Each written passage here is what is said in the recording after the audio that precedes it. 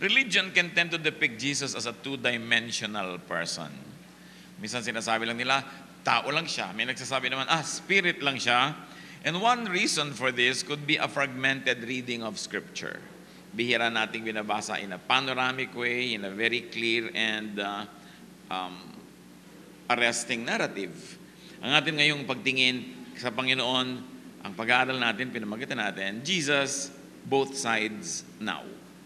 Dear God, we thank you for who you are in our lives. Patuloy niyo kami, Panginoong, linisin at nang walang maging sagabal sa pagpapala niyo. We thank you, Father, that you cleanse us with the blood of your Son, Jesus. And we ask you, Lord, to now teach us, hold us, heal us. Nawa yung mga salita niyo maging lakas namin, gamot, pagkain, liwanag, inspirasyon. Ang dalangin namin, lalo naming makilala yung anak na si Jesus at mapalapit kami sa Kanya. We reject and rebuke any works of evil, any lies and falsehood, and any temptation for our minds to drift away from your topic, O God. So we ask you to be our speaker, sit on your throne of power, dispense blessings, heal us, empower us, lift up your name. In the name of your Son, Jesus, we pray with thanksgiving and gratitude. Amen. Both sides now. Sinimulan natin nung nakaraan ang pagbabasa ng Book of John. At dito kung saan tayo dali ng author, doon tayo pupunta at napakahalaga na makita natin the Lord Jesus Christ in a very theologicalized way.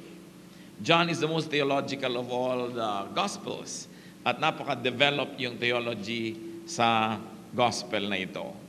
Sa nakaraan nating pagbasa, nakita natin that the writer presents and introduces Jesus as pre-existent, as divine, as agent of creation, as Lamb of God, but sadly unknown to many. Today we look at chapter 2. I'll be reading from the Contemporary English Version, chapter 2, verses 1 to 3. Mary, the mother of Jesus, was at a wedding feast in the village of Cana in Galilee. Jesus and his disciples had also been invited and were there. When the wine was all gone, Mary said to Jesus, "They have no more wine," or they don't have any more wine. So here we see Mary and her family being responsible for hosting. Otherwise, she would not make a big problem out of this shortage. Sila marahil ay host, kamag-anak nila ang lalaki na nag-host, basta sila ay bahagi noong merong pananagutan. And there was a concern here, there was no more wine. It was a social nightmare. Kahiyaan na to. Fun would be abruptly ended, mapipintasan yung host. But why go to the Son of God, the King of Kings, agent of creation, and bother him with such a mundane matter as nauubos na yung wine? John 2, verse 4. Jesus replied, "Mother, my time hasn't yet come. You must not tell me what to do." So Jesus did not think the occasion was timely. Whatever he meant with "my time is not yet come," sinasabi lang niya, hindi ko pa oras para gawin yung sinasuggest mo na gawin ko. Because Mary was actually suggesting a miracle. They have no more wine. Kung hindi pa ba naman miracle yon, wala ka naman time para bumili o magpa-deliver. Hindi pa uso nun yun. So anong hinihingi niya? Sabi niya, "My time has not yet come." And he puts Mary in the correct frame as far as timing was concerned. There was a certain timing to his ministry, and for him, it has not come yet. Verse 5, Mary then said to the servants, "Do whatever Jesus tells you to do." So hindi niya pinansin na sinabihan siya na, "Hindi ko pa oras." Sabi niya, "Kung anong ipagawa sa inyo, gawin niyo basta." Sabi ng nanay sa mga katulong. So meron talaga siyang authority over the house help. Mga maring very close relative nila itong ikinasal na ito, kaya sila pwede mag-utos o makakatulong. And Mary expects Jesus to do something anyway.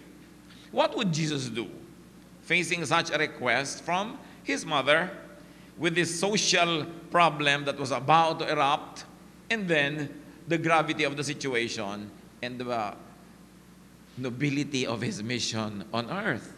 Paano niya ibabalance yan? John 2, 6 to 10. At the feast, there were 6 stone water jars that were used by the people for washing themselves in the way that the religion said they must. Each jar held about 20 or 30 gallons. Jesus told the servants to fill them to the top with water. Then after the jars had been filled, he said, "Now take some water and give it to the man in charge of the feast." The servants did as Jesus told them, and the man in charge drank some of the water that had now turned into wine. He did not know where the wine had come from, but the servants did. He called the bridegroom over and said, "The best wine is always served first. Then after the guests have had plenty, the other wine is served. But you have kept the best until last." So, here we see Jesus doing his first recorded miracle, turning water into wine. You think it might be making a lame man walk, o kaya bibigyan niya ng paningin yung bulag, o kaya ay paparusahan ng mga makasalanan, bibigyan ng award ng mga banal, etc., etc. But here, Jesus turns water into wine. And the first to witness Jesus doing a miracle, yung unang nakasaksi at nakapagpatunay, servants. Not Mary, not the disciples, not the priests, not the religious leaders, not the Bible scholars, not even the guests, but the servants. Plus, the miracle happened not in Jerusalem, not in the temple, not in any synagogue at all. Everything that you would not expect to happen was happening. Meron ba namang ganun? Pre-existent Son of God, eternal King of Kings, would come to earth, tapos ang unang miracle lang is to turn water into wine in a small rural village, in a small gathering of simple people. Surely you know that this is a statement.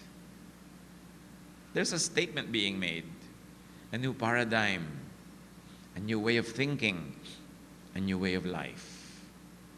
What basic truth surfaces here? Those who work with Jesus see and know Jesus. Those who work with Jesus are the first to know Jesus. Yung mga katulong ang nabigyan ng karangalan na unang makasaksi at makapagpatunay sa miraculous powers ng Panginoon kasi sila yung mga katulong. The best way to know Jesus is to serve with Him. At yung mga naglilingkod kasama ng Panginoon, tumutugtog ka, umaawit ka, presider ka, speaker ka, teacher ka, we serve with the Lord. We don't really serve the Lord. We serve the people, and God counts it as serving Him. And when you serve with the Lord, ang una mo dapat napapala, nakikilala mo si Lord. Hindi yung na-stress ka, hindi yung yumayabang ka, o kaya ay sobra ka nagiging busy, nakakalimutan mo na ang una mo dapat privilege is to get to know the master of all the servants, the chief servant himself who came to serve the Lord Jesus Christ. Pag serve ka ng serve sa Panginoon, tapos hindi mo naman siya nakikilala ng lubusan, lugi ka. Kailangan ikaw yung unang-unang nakakasaksi ng pagkilos niya. At marami na naglilingkod in the context of the church see that. Kulang yung fund, kulang yung gamit, merong ganitong mga kulang na supply, pero nakita mo biglang napupuno, biglang umaandar yung sistema, and you see that God is at work. But those who just come and sit pretty and expect to be served and expect to be hosted and entertained, don't see these things. Merong advantage talaga pag nasa kitchen ka, malapit ka sa cook. Now, 11 to 12, this was Jesus' first miracle, and He did it in the village of Cana in Galilee. There Jesus showed His glory, and His disciples put their faith in Him. After this, He went with His mother, His brothers, and His disciples to the town of Capernaum, where they had stayed for a few days. So we see Jesus who is sociable. Hindi siya yung parang hermit na nakahiwalay sa mga tao at nagpapakabanal. A very normal person who was also family-centered. By this time, many scholars think that Joseph was already dead. Kaya wala siya sa mga kwento. But the mother, the brothers, the family, and the disciples were all around. And we see that He attended a feast. An activity that many Christians now would not want to do. Ha? Kasalan lang? Ha? Party? Ha? Social event? Naku, hindi banal yan. But you see that the Lord was in a party. He was approachable. He acceded to His mother's request. Siya na nagsabi, hindi pa niya oras, pero di ba ginawa din naman niya? What do we see here? That Jesus is accommodating. Hindi katulad ng maraming religious leaders, mas mahigpit pa kay Jesus. Mas hindi magbibigay, mas hindi sila, mas rigid pa. The need for wine was not frivolous nor needless for him. Yung mga ibang Kristiyano ngayon, wine, hindi ka dapat uminom niyan. Hindi lalo hindi sila magmimiracle. Di ba? Ang liit-liit na bagay naman yan, ang babaw-babaw, paghihimalaan pa ng anak ng Diyos. But what kind of Jesus do we see?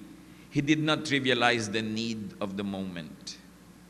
He did not let the host lose face.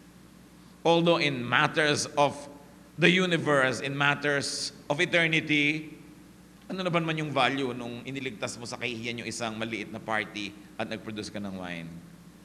So nakikita natin sa Panginoong Jesus, walang maliit.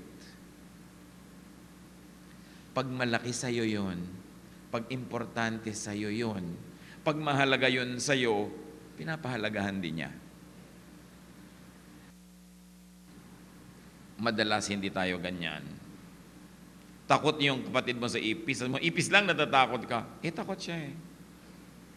Di ba? Pag gusto ng asawa mo, pag anniversary, 12:01 pa lang ng madaling araw, maaalala mo na ang wedding anniversary nyo. Ano ba naman yan? Pinakasalan na nga kita. Siyempre, mahal na kita. Mahalaga sa kanya eh. Meron tayong isang malaki kumisang pagkukulang. Ang malaki lang sa atin, yung malaki sa atin. Yung malaki sa iba, pag hindi malaki sa atin, baliwala. But you see the example of the Lord? Importante sa inyo yung wine, hindi mag-produce tayo, kaya hindi pa oras. Ganun kabait. Hindi yung ano ba yan, wine lang yan. Mga worldly kayo. Diba? Dapat kung magmi-miracle tayo, yung mga lahat ng sugat gumaling bigla. Yung may katuturan. Bababa ang mga anghel. Diba? Paparusahan lahat ng mga makasalanan. Yun ang mga relihiyoso, yun ang mga Kristiyano. But Christ wasn't like that. There is a very big gap between Christ and the Christians. There's a very big gap between the Christianity of the ages and the Jesus who was supposed to be the center point of that Christianity. So Jesus was so unlike many Christians who trivialize nearly everything, especially if those are worldly or earthly. Ayan ang mga sakit na maraming Christian. Wala namang kinalaman sa salvation natin yan, hindi na mahalaga. Diba? Huwag na lang sarapan ng adobo. Total naman, we're going to heaven when we die. Huwag na lang tayo maging comfortable sa buhay. Yung baliwala na lahat. Hindi ganun si Lord. Kung tutuusin mo ang liit-liit na bagay, wine, pag-aakse ng paraw na mag-miracle, yung kaliitan nun ng statement, pag mahalaga sa kapwa mo, hindi yan maliit. Lalo nanay mo yun, o kapatid mo yun, o asawa mo yun, o anak mo yun, o kaibigan mo yun, o empleyado mo yun, kung mahalaga sa kanya, pahalagahan mo. Kasi ang kabutihan natin sa kapwa, yun ang paglilingkod sa Diyos na hinahanap niya. Sabi niya, whatever you do to the least, no? To the least of this, and to the least of this least people's concerns, sabi niyang Panginoon, you do it to me. Ang totoo, wala naman talaga maliit. Kung naliliitan ka halimbawa sa isang butil ng bigas, kung langgam ka, will you say that? It's only a matter of perspective. Nalalaking ka halimbawa sa isang building, subukan mong tingnan yung planeta, yung Earth, from afar. And the building will not even be visible. It's so small. So what is small, what is big, it is the value you attach to it. So kung mahalaga sa'yo ang isang tao, kahit yung maliit na bagay sa'yo, pero mahalaga sa kanya, mamalakihin mo. Kasi yun ang value. Jesus that we see here is considerate and solicitous. He did not trivialize what was important to others. A provider of comfort, even of pleasure and happiness. Siyempre nga naman kasalan minsan lang naman mangyari sa buhay ng isang mag-asawa. Sayang naman kung dahil lang naubos yung wine, biglang mag-uwian na at hindi nag-climax yung kaligayahan. At hindi lang yun You think ang Panginoon yan, sige gusto niya ng wine, nag-wine tapos lasang suka. No. His wine is superior. Sabi nung taga-taste ng wine bago i-serve, inakbayan niya siguro yung groom, halika lang dito. Galing mo talaga Iba ka. Bakit po? Yung iba, yung masarap na wine, sineserve sa una eh. Pag nabusog na at medyo nalibang na yung mga umiinom, hindi na nila maintindihan kung quality pa yung darating. Ang ilalabas na nila yung second class. Pero ikaw kakaiba ka. Yung first class mo, panghuli. Nagulat siguro yung host kasi wala naman siya kamalay-malay kung ano yung nagaganap. Pero nakinabang siya at saka yung mga tao. The wine of Jesus is superior, is excellent, is the best. What does the Lord teach us? Kaya magpapalakad ka ng bundok, hahawi ka ng dagat, o gagawa ka ng wine, dapat best. Whatever your hands find to do, sabi ng Bible, do it as unto the Lord. Kung sabing wine lang naman yan, bisyo lang nila yan. Kahit ano na lang pwede. The best. And we know that the Lord is very good at small things. Like His yoke is easy. Sabi sa Bible, His burden is light. Si Lord napakasarap kasama. Hindi mabusisi. Hindi siya sobrang espiritual. Nababaliwalain na niya yung kailangan mo ngayon na material na bagay. At pag sumama ka sa Kanya, kahit mahirap yung trabaho, magaan sa loob. Sabi niya, my yoke is easy, my burden is light. Come to me, all of you who are tired and heavy laden, I'll give you rest. I'll give you peace that this world does not give. So ang kung binibigyan ng Panginoon ay pahinga, kapayapaan, katahimikan, kasiyahan, yun ba talaga ang nakikita natin sa church? O pumapasok ka pa lang, sabi ng church, oy, ang iksi-iksi ng baro mo, hindi ka bagay dito. Diba? O ang iksi ng buhok mo, o ang haba ng buhok mo, lalaki, hindi ka bagay dito. Yung lagi ka nalang kulang, lagi ka nalang sinusukat at sinusuri. The Lord was not like that. The Pharisees were like that. And now, even among many so-called Christian leaders, yun ang marami modern day Pharisees. Wala nalang ipinamukha sa tao, kundi kulang siya, kulang ka, masama ka, baliwala yan, worldly yan. The moment is important to the Lord, and you live the moment. Kung ito yung moment mo, kailangan mo ng wine, okay, let's do something so that you'll have it. Wala ka ngayong makita, tulungan, bigyan ito ng paningin. O nagugutom, pakainin. Napaka-thoughtful ng Panginoon Nung siya ay nagturo sa isang ilang na lugar, ang dami-dami mga taong hindi naman nagbaon, sumunod na lang doon, nakinig ng nakinig hanggang nagutom na tuloy. Sabi ng Panginoon sa kanyang mga disciples, ano ipapakain natin sa mga tao? Magugutom na yung mga yan. Sabi nung isang magaling na disciple, paalisin na po natin sila at kanya-kanya na lang ng bilihan. It will take more than 6 months' wages para pakainin ng mga taong ito. Pero sabi nung, no. Gumawa tayo ng paraan. Kung iba yun, di bali na tayong magutom. Ang dami-daming nakakadala na activities ng churches kasi yung pala fasting. Halos wala ka palang makain, no? Hindi na inintindi kung maginhawa ka ba or not. Magka-camp, pero my goodness, it's so uncomfortable. Nakakadala tuloy sa iba. Sabi ng iba, worldly ka. Carry your cross. Hindi tayo nagka-carry ng cross, si Lord. Kaya niya dinala for us. At pagka sinasabing carry your cross, metaphorical. Nang ibig sabihin lang, yung mga talagang hindi mo pwedeng iwasan at dapat mong gawin. But the Lord likes you to have a good life. The Lord likes you well. The Lord likes you happy. Yun ang nakita nating isang mukha ng Panginoon. Pero meron pang isa. Kaya nga, both sides now John 2:13, as we continue. Not long before the Jewish festival of Passover, Jesus went to Jerusalem. Another festival. Jesus was a Jew. Remember that. A practicing Jew. It would be erroneous to call Jesus Christian. Wala pang tinatawag na Christian noon, kahit na yung mga unang generations of believers were called followers of the way. Yung makukoin pa yung terminology na yan, much later. Jesus was a practicing Jew. He would go to the temple. He would attend in the synagogue. He would be attending feasts. Now, people who study Jesus must never take him out of his Jewish context. Although they don't have to imitate his Jewishness. But he must be understood from his Jewish context. 14 to 17, because this Jewish context will help us understand what he would do in the succeeding verses. There he found people selling cattle, sheep, and doves in the temple. He also saw money changers sitting at their tables. So he took some rope and made a whip. Then he chased everyone out of the temple, together with their sheep and cattle. He turned over the tables of the money changers and scattered their coins. Jesus said to the people who had been selling doves, "Get those doves out of here. Don't make my Father's house a marketplace." The disciples then remembered that the scriptures say, "My love for your house burns in me like a fire." So it is this Jewish zealousness for ceremonial cleanliness made him do this.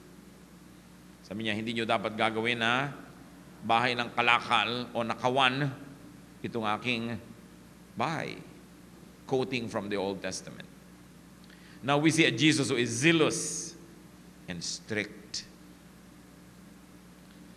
Bakit doon sa mga nasa party, maluwag siya, at itong mga nasa temple, bigla siyang nagalit? This time, he is unaccommodating. Kahit sa marami, pwede na, sa kanya, hindi. Pero yung mga sa iba na, huwag na lang, sa kanya, ibigay.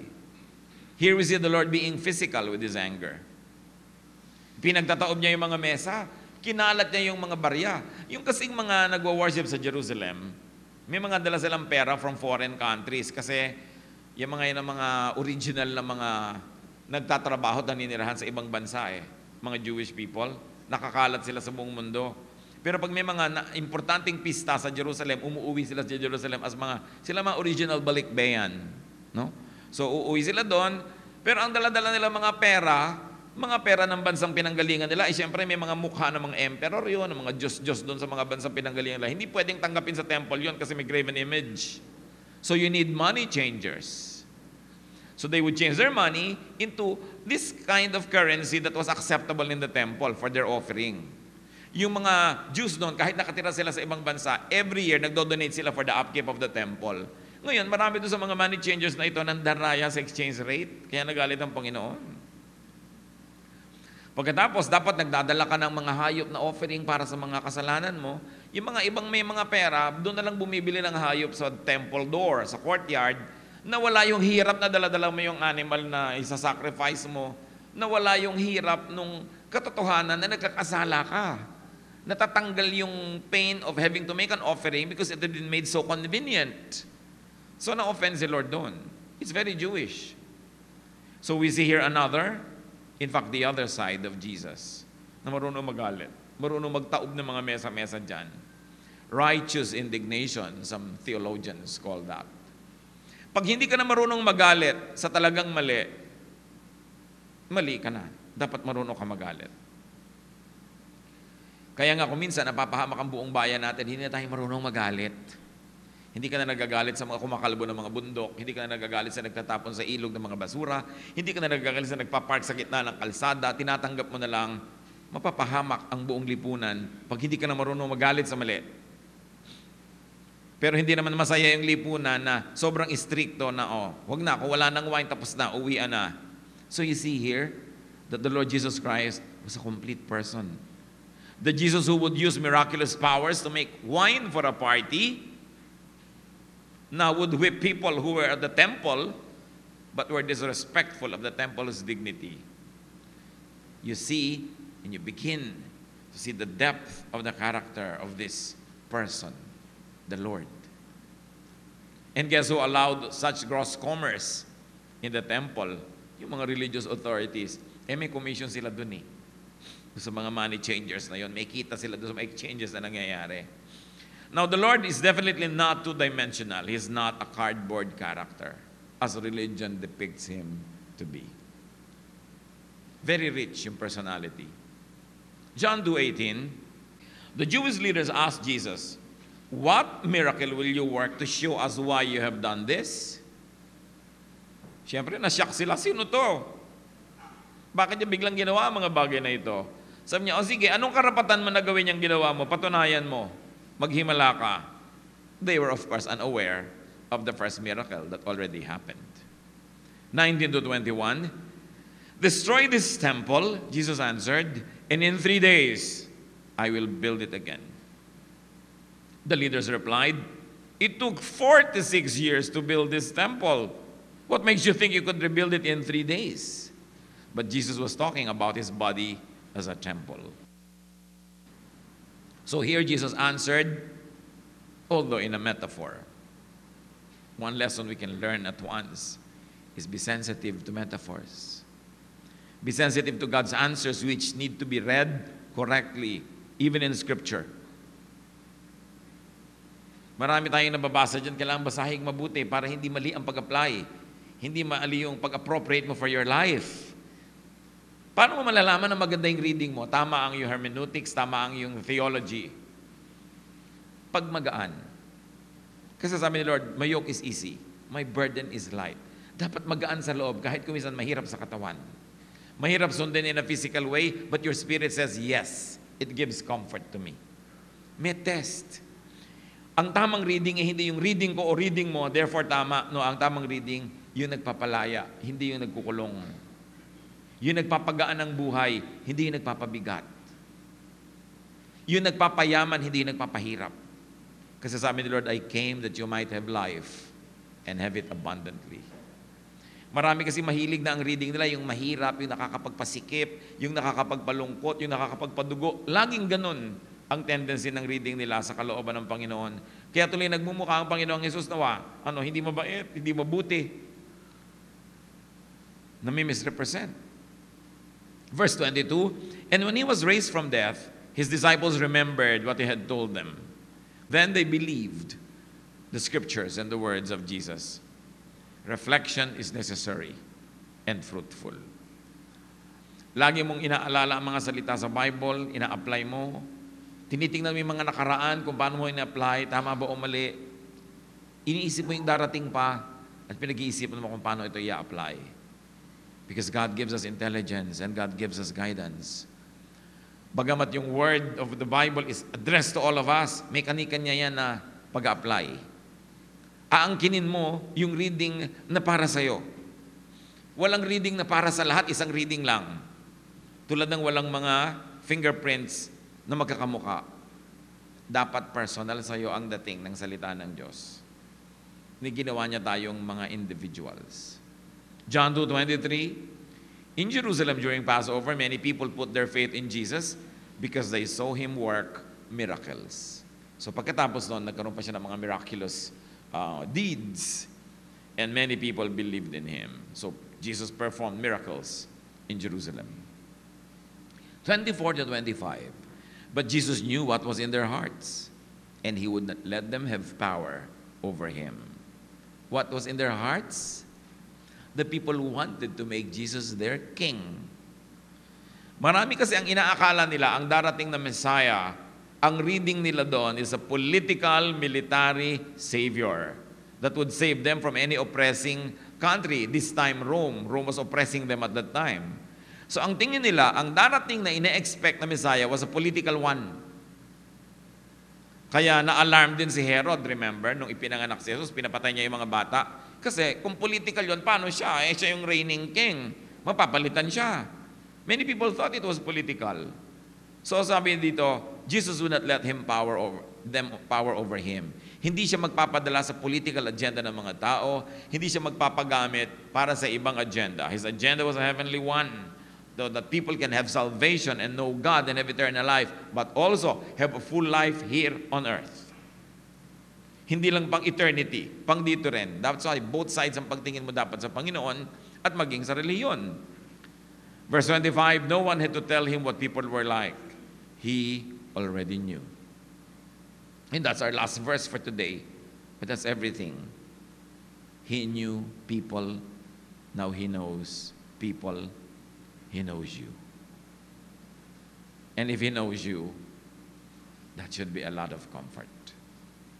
Hindi lang tayo kilala ng Panginoon, kilala niya tayo para niya tayo mahalin, para niya tayo tulungan, para buuin ang sira, para punuin ang kulang, para ituwid ang liko, para liwanagan ang madilim, para pasarapin ang mapait, para pasayahin ang malungkot, para pagliwanagin ang nadidimla natin mga isip. Jesus cares. He understands. It's important to understand Him and to look at Jesus both sides. So ang tanong, Who is Jesus to you? What is Jesus to you? Siya ba yung mahigpit na ipinapakita ng relihiyon na pagka gumawa ka ng mali, papatamaan ka niya ng kidlat, luto ka? Siya ba yung nag-iintay, laging magkamali ka at kinukwenta yung mga points mo, negative and positive? Or is He the kind, loving Savior who would produce wine for your little party in some little corner of the world because He cares for you? How much do we appreciate that personal love and care of Jesus? That we carry so much burden, samantalang sinabi niya, cast all your burdens on me. Cast your cares upon me, those who are heavy laden. Kita niyo si Mary, nagwo-worry. Wala nang wine. Ako, wala nang wine. Paano yan? Niya, ay bakit nga pala ako mag-aalala? Nandito tong Jesus. Sabi niya, wala na silang wine. Sabi niya, Mother, don't tell me what to do. It's not yet time. Sabi niya sa mga katulong, gawin niyo ipapagawa niya. This will be solved. Anong inaalala mong sobra? Why don't you cast it on Jesus? Pero hindi siya magician. Pinaigib niya yung mga tao ng tubig. Hindi yung empty jars ay biglang tumihaya kasi nakataob na yung mga jars eh. Ginamit sa ceremonial washing ng mga tao umaten ng party. Siguro pinanghugas sila ng paa, ng mga kamay nila, whatever. Pero nakataob na lahat yung mga tapayan. Sabi niya, fill them with water. What did they have to do? They had to go out from that house, fetch water from a well, which was difficult to do, and it was a lot of water.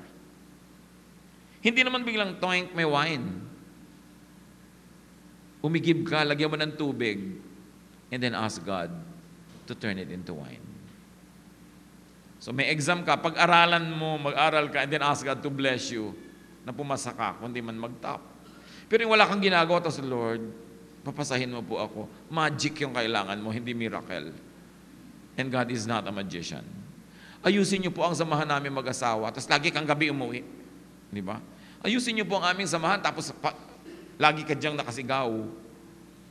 Lord, pagandahin niyo po ang relationship namin ng parents ko, tapos ikaw naman dyan, hindi mo ginagawa yung dapat mong gawin. 7 years ka na sa high school. Di ba? So, paano aayos? Fill your jar with water. Do what you must. Pray tayo ng pray. Kaya kung minsan yung mga, pag-pray natin ng Pilipinas, o lahat mag-pray ng Pilipinas, pero sa pag-alis ng mga nag-pray na isang katerbang born again Christian, ang daming kalat. Bakit pa kayo nagkita-kita para magkalat lang dito? Fill your jars with water. Gusto mong ayusin ang Pilipinas? Magsimula ka, huwag magkalat dyan. Conserve energy. Magtanim ka ng halaman. Huwag ka magsayang ng kuryente. Kahit hindi ka mag-pray, aayos yun. Because your action is prayer by itself. Pero yung pray ka ng pray, hallelujah, hallelujah, tapos wala ka namang ginagawa, kaartihan yun. Hindi yun prayer. Fill your jars with water. Gusto nyo umayos sa inyong buhay, ang inyong pamilya, ang inyong kumpanya, gusto mo umulad ang buhay, magkaroon ka ng kayamanan, do what you must. Then ask God to bless what you've already done. Kailangan magparami. Katulad nung pinakain ni Lord yung libu-libong mga tao, hindi naman siya nag-magic from nothing. May bata nagbigay ng 2 maliliit niyang isda at saka konting tinapay. Pinarami. Pero may nagbigay muna. Laging may gagawin ka muna. Tapos ipapabless mo kay Lord. May event, magpaplano kang mabuti. Tapos ipapabless mo. Hindi wala kang kaplano-plano. Tapos, spirit-led na lang tayo. Magkakagulo yun. Ang dami nating misconception about how God works. But look at Jesus. He blesses, but He makes you work. That's why we have said, servants are the ones who discover Jesus first. Kaya dapat ma-discover natin din yun. Ano ang mga kailangan natin sa buhay? Ano yung mga empty jars? Ano yung mga wala ng wine? Ilapit natin sa Panginoon. Ama namin sa langit. Salamat sapagkat sa pamamagitan ng anak niyo si Jesus, naging flesh and blood, naging totoong-totoo, real, 3-dimensional sa buhay namin mga human beings, yung inyong divinity. We thank you, Lord, that through Jesus you have revealed your full divinity to us. We pray that we might have a deeper understanding of the ministry, the person, and the saving work of Jesus. Na hindi lang salvation from hell unto heaven, kundi salvation din sa mga pang-araw-araw namin mga pangangailangan, kagipitan at mga kakulangan. That we can go to Jesus even for the things that people might consider small or too small, because nothing is too small for Him. We thank you, Lord, na kung gaano man kaliit ang mga pinoproblema namin, hindi minamaliit ng iyong anak na si Jesus. And we bring to you our lives. Kung anong mga kulang namin, Lord, we fill our jars with water and ask you to turn it into wine. Magbulay-bulay tayo sa mandali na katahimikan. Angkinin ninyo ang personal lesson from this wonderful story and the presentation of the Lord Jesus, both sides. Lord, in silence, touch our hearts. Teach us to apportion for ourselves what you have prepared for us in this spiritual meal. And may we be nourished, may we be strengthened, healed, and empowered. Let's be silent before the Lord and let the message be finished by the Lord, and let the Spirit give us the capacity to apply this in our daily lives.